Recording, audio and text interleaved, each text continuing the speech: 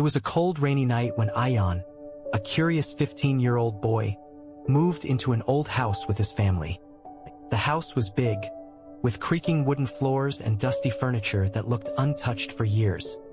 While exploring, Ayan noticed a narrow hallway at the end of the second floor. At the very end stood a strange wooden door. Unlike the others, this one looked darker, almost burnt, with iron hinges and an old brass handle. But the strangest thing was it was slightly open. No matter how hard he tried, he could not shut it completely. That night, as Ayan lay in bed, he heard a slow, dragging sound echoing from the hallway. He got up, and to his horror, the door at the end of the hall was open again, even though he swore he had closed it earlier. The air around it was icy cold, and faint whispers leaked out, words he could not understand.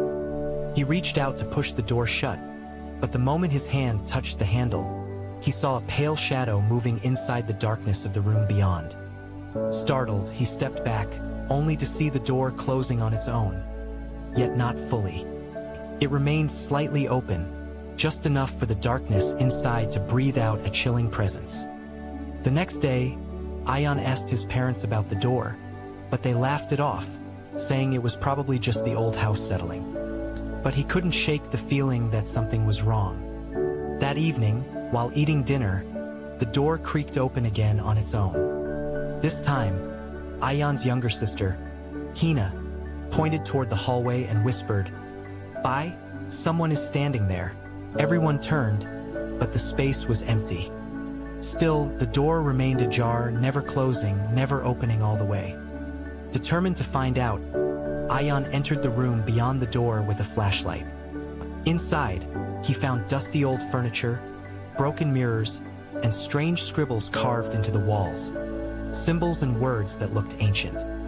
In the center of the room was a chair facing the corner. As he stepped closer, the flashlight flickered, and for a split second, a figure appeared sitting on the chair, a woman with long black hair, her face hidden. A chilling whisper filled the room. "Leave, before the door chooses you." The flashlight died, and in the darkness, the sound of footsteps rushed toward him. Panicking, Ayan stumbled out, slamming the door shut behind him.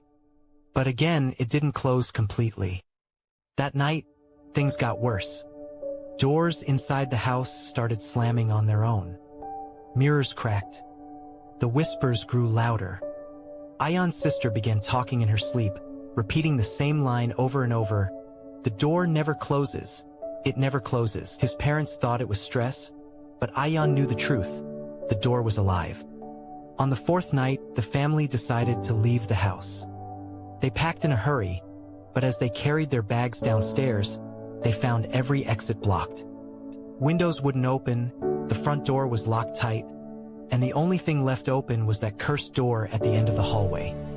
It stood wide this time, and from inside, a dark wind howled, pulling at their clothes, almost sucking them in.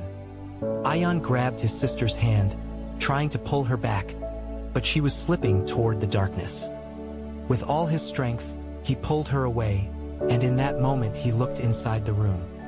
There, dozens of figures stood, pale and lifeless, their eyes hollow, their mouths open in silent screams.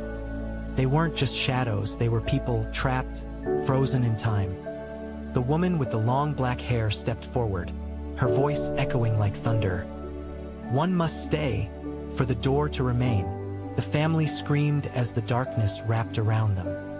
Suddenly, the lights in the house flickered on, and everything stopped. The door was shut, fully shut for the first time. They thought it was over, until they turned and realized someone was missing. Ayan's father was gone. His voice echoed faintly from behind the door. "Run before it opens again." The family fled the house that night, never to return. But the neighbors still whisper about the old house at the end of the street. On quiet nights, if you walk past it, you can hear the sound of a door slowly creaking open and never fully closing.